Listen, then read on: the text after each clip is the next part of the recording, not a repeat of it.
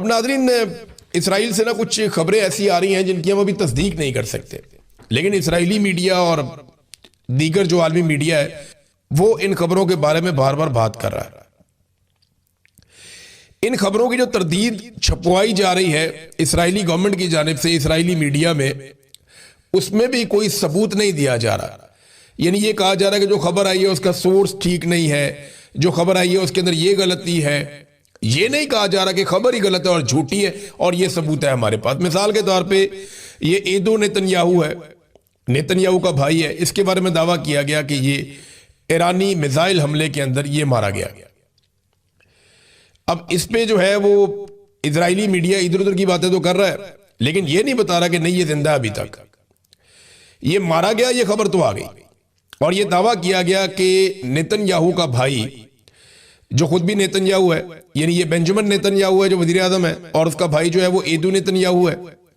तो एदू नेतन्याहू के बारे में बताया जा रहा है कि वो एक हमले के अंदर मारा गया, लेकिन इसकी तरदीद भी इस तरीके से की जा रही है कि खबर में यहां पे गलती है, ये वाली भी खबर में गलती है, इस तरह तरदीद की जा रही है। ये नहीं बताया जा रहा कि बंदा जिंदा। फिर एक इतमार बिन गवीर, ये एक और वजीर है, नेशनल सिक्योरिटी का मिनिस्टर है इसराइल का, बड़े सख्त बयानात ये देता है। इसके बारे में खबर आई कि ये भी मार दिया गया। तो इजरायली मीडिया ने कहा नहीं, इसका तो कार एक्सीडेंट हुआ है। कभी इसके बारे में खबर आती है ये मार दिया गया, कभी खबर आती है ये बहुत ज्यादा जख्मी हो गया। बेंजामिन नेतन्याहू जो वजीर आजम है इसराइल का, वो खुद भी गायब है। यानी पिछले 2 दिनों से मैं अभी चेक कर रहा था सारा मीडिया पे, सोशल मीडिया पे, हर जगह डोनाल्ड ट्रंप आपको हर 2-4 घंटे के बाद नजर आ जाते हैं। आपको पता चलता है डोनाल्ड ट्रंप ने ये स्टेटमेंट दिया, ये बात की, अब ये वाला हिकमत अमली बना रहे हैं, ये वाला मंसूबा है, वो आपको नजर आता है। जंग में है ना, नेतन्याहू आपको लगातार एक दिन में 6-6, 7-7 दफा नेतन्याहू की खबर आ रही थी, लेकिन गुज़िश्ता 2 दिनों से, अभी जब मैं रिकॉर्डिंग कर रहा हूं, नेतन्याहू दिखाई नहीं दिया। ना नेतन्याहू की कोई एक्टिविटी रिपोर्ट हुई है, बल्कि कुछ ऐसे दावे भी किए जा रहे हैं कि नेतन्याहू की कुछ ऐसी मुलाकातें या मीटिंग्स जो तय थी वो कैंसिल हुई हैं। अब ये क्या हुआ है इसके बारे में कुछ कहा नहीं जा सकता। नेतन्याहू कहां है बताया नहीं जा सकता। अफवाहें लोग उड़ा रहे हैं कि शायद नेतन्याहू मारा गया, कुछ लोग ये अफवाहें उड़ा रहे हैं कि शायद नेतन्याहू जो है वो जख्मी हो गया। अब नेतन्याहू जख्मी है या मारा गया है, इसके बारे में अभी इस वक्त जो इतलात आ रही हैं वो मुकम्मल तौर पे कंफर्म नहीं है, लेकिन नेतन्याहू मंजर से गायब है।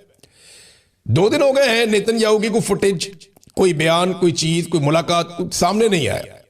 हालांकि जो आदमी जंग लड़ रहा होता है उसको रोजाना सामने आना होता है। एक छोटी सी जंग थी ये आजरबाईजान की और आर्मीनिया की, रोजाना की बुनियाद पे दोनों हुक्मरान सामने आते थे।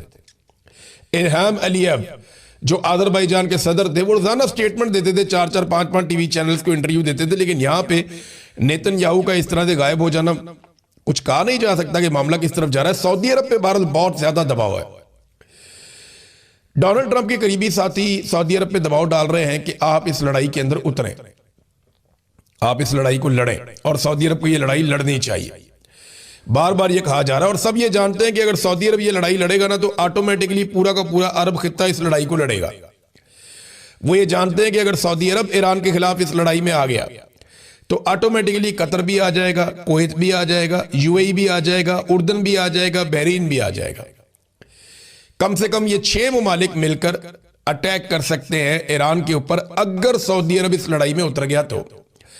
अभी तक तो सऊदी अरब नहीं उतरा है।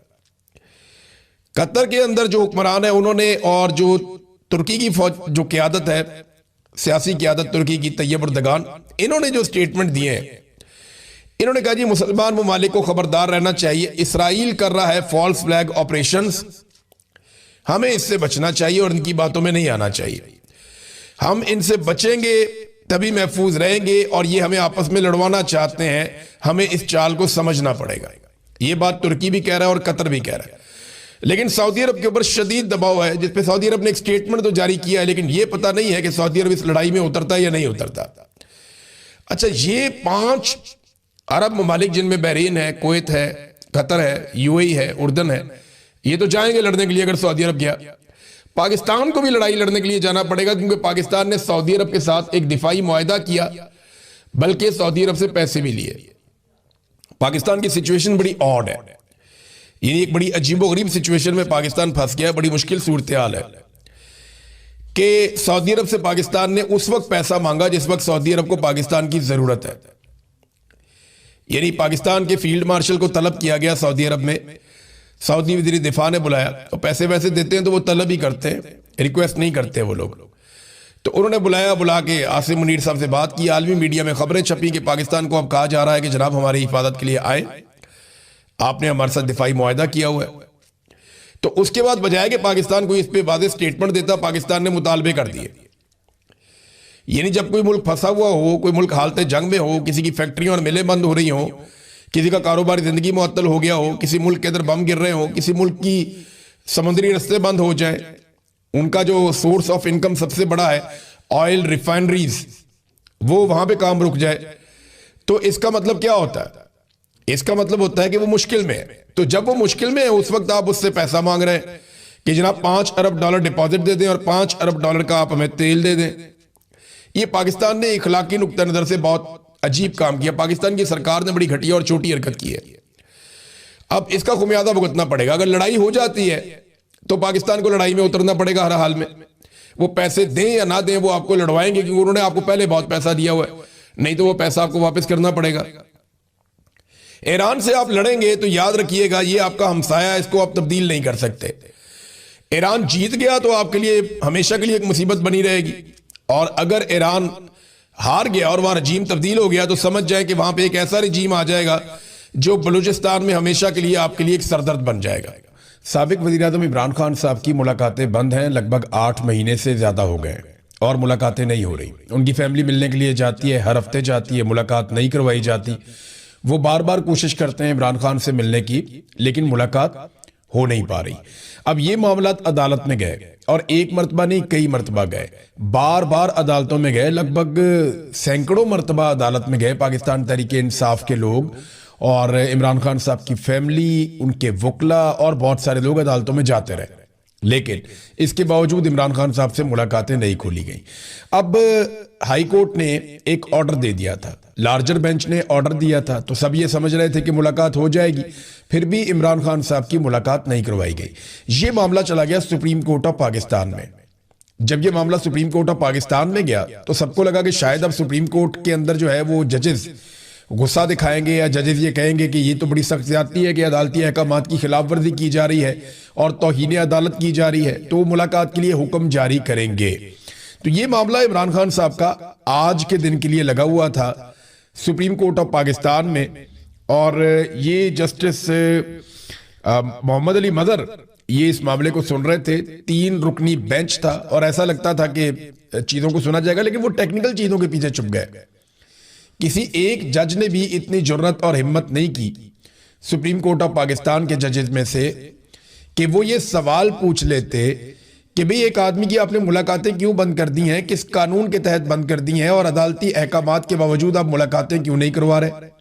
बल्कि ये हुक्म भी जारी किया जा सकता था कि आप फौरी तौर पे मुलाकात करवाएं और रिपोर्ट भी हमारे पास लेकर आए।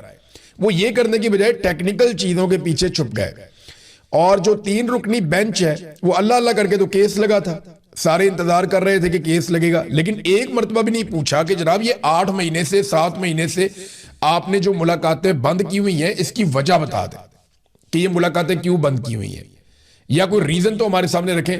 3 हफ्ते का नोटिस दे दिया हुकूमत ने, उनसे कहा जी हमें 4 हफ्ते का नोटिस चाहिए, इन्होंने 3 हफ्ते का नोटिस दे दिया कि 3 हफ्ते के बाद दोबारा आए और वजह बताएं कि इमरान खान की मुलाकात उनकी फैमिली से, उनके वकला से, उनके डॉक्टरों से क्यों नहीं करवाई जा रही। अब आप अंदाजा करें कि यह है सुप्रीम कोर्ट ऑफ पाकिस्तान की हालत, जहां पे जजेस बोलने से डरते हैं, जहां पे जजेस सवाल उठाने से डरते हैं।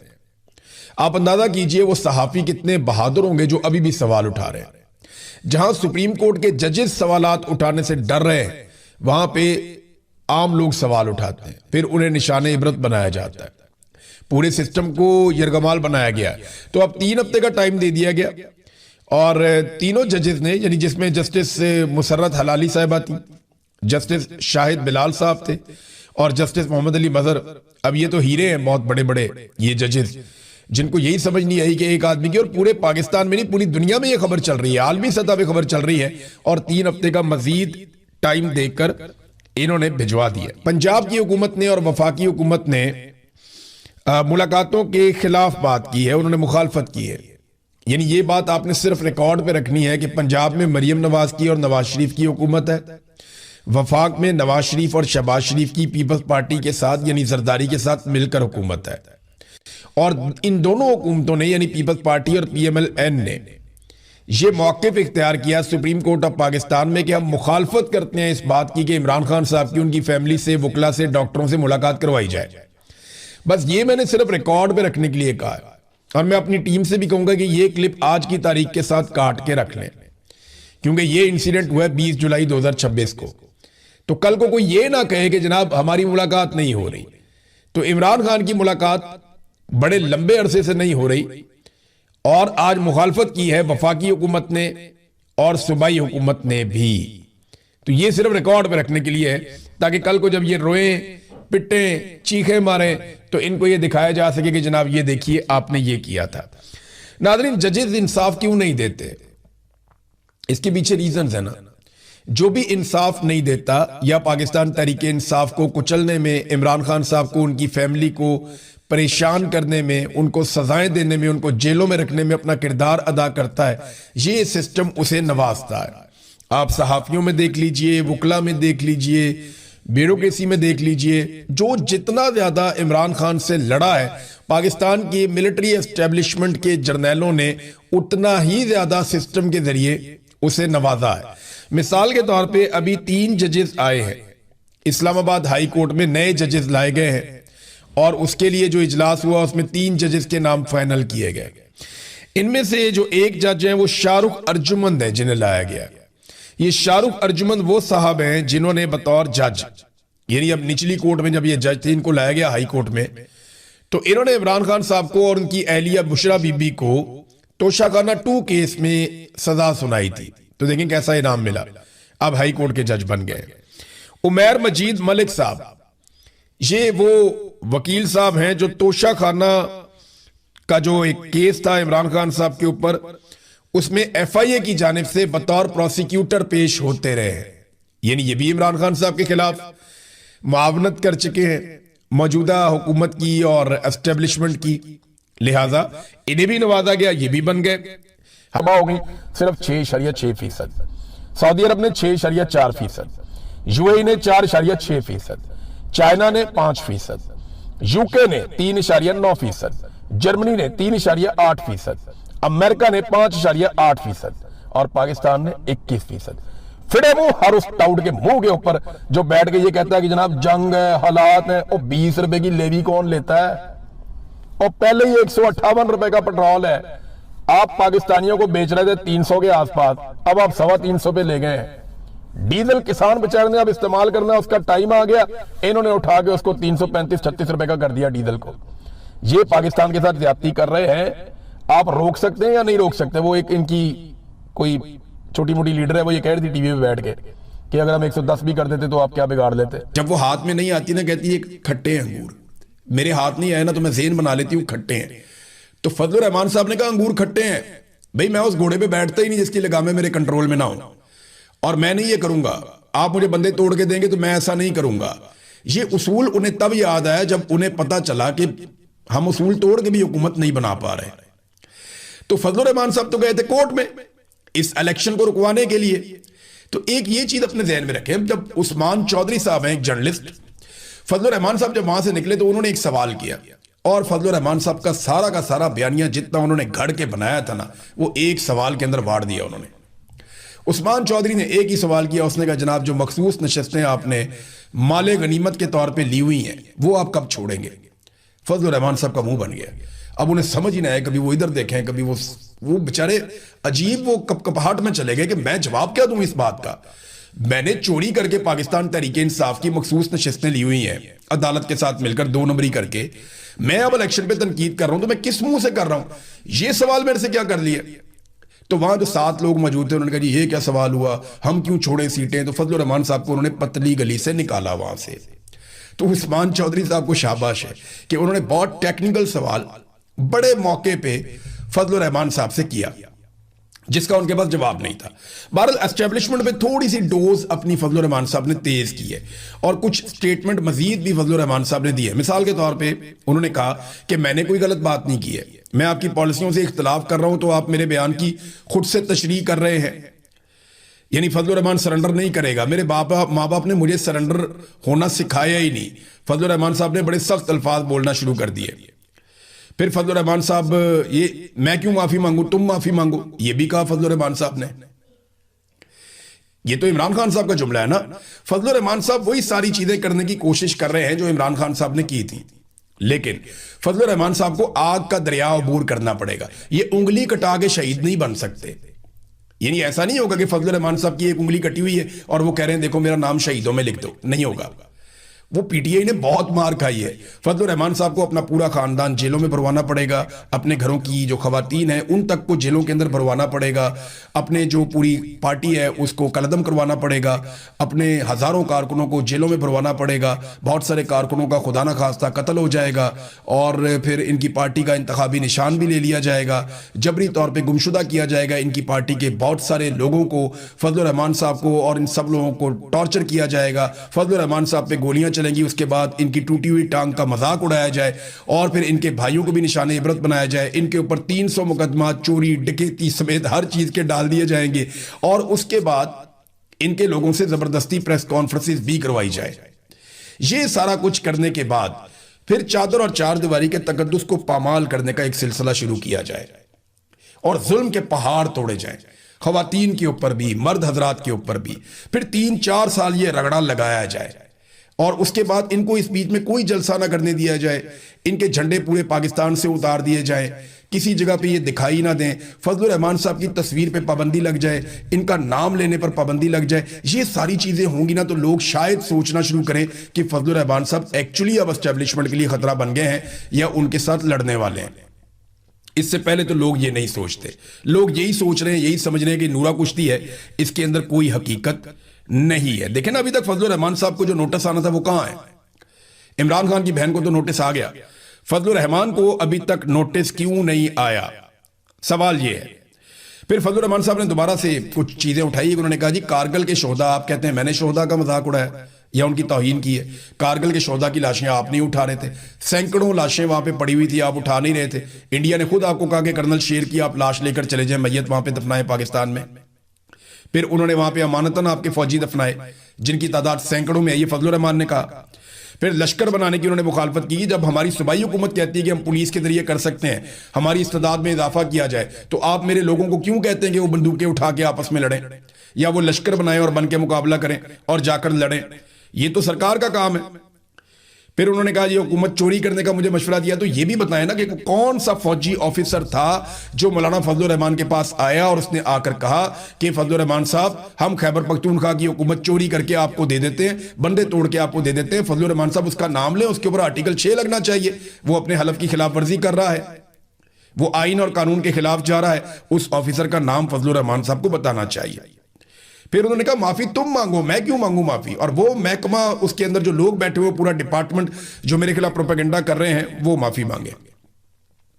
फिर जो फजलुर रहमान पे तनकीद माजी में होती रही है, उन्होंने उसका जवाब भी दिया। नाजरीन, दूसरा अब अलीमा खानम साहबा की खबर है आखिर में। वो तो जिस तरह निकली हैं और जैसे लोग उनका इस्तकबाल कर रहे हैं, लोगों ने जो बुनेर के मनाजिर मैंने देखे, जो मालाकंड के मनाजिर मैंने देखे, लोग तो ऐसा लगता है कि इंतजार कर रहे थे कि वो हमें लीड करे। बड़ी तादाद में लोग निकलकर सड़कों पे आए और अभी कोई अनाउंसमेंट नहीं है, अभी कोई अगला मरहला नहीं आया, लेकिन बड़ी तादाद में लोग निकले इमरान खान की बहन के लिए और इमरान खान के लिए कि हम इमरान खान को आजाद देखना चाहते हैं। अब अलीमा खानम ने कहा कि अब हम अडियाला की तरफ जाएंगे, डी चौक नहीं जाएंगे। दूसरा, उन्होंने यह कहा कि अगर हमें नहीं जाने देंगे तो हम पूरा खैबर पख्तूनख्वा बंद कर देंगे। और मैं आपको सीरियसली बताऊं, कश्मीर में कश्मीरियों ने जो नथ डाली है ना मिलिट्री एस्टेब्लिशमेंट को, वो उन्होंने ताकत का मुकाबला ताकत से किया। ताकत जो है ना, ये लॉजिक को नहीं समझती। जब आप अवामी ताकत लेकर आएंगे तब इन्हें समझ आएगी कि अवामी ताकत का इनका मुकाबला अब करना है। तो ताकत को आप ताकत से कंट्रोल कर सकते हो और अवामी ताकत से बड़ी ताकत कोई और होती नहीं है। तो अगर खैबर पख्तूनख्वा के लोग लाखों की तादाद में निकल के सब कुछ बंद कर दें तो मिलिट्री एस्टेब्लिशमेंट को फिर घुटनों पे आना पड़ेगा। ये हकीकत है, इससे आप भाग नहीं सकते। अब जो मर्जी कर लें, ये करना ही पड़ेगा, और ये उन लोगों को करना पड़ेगा जिनकी रिस्पॉन्सिबिलिटी है। यानी अलीमा खानम को मैं देख रहा हूं ना जोर लगाते हुए, तो मुझे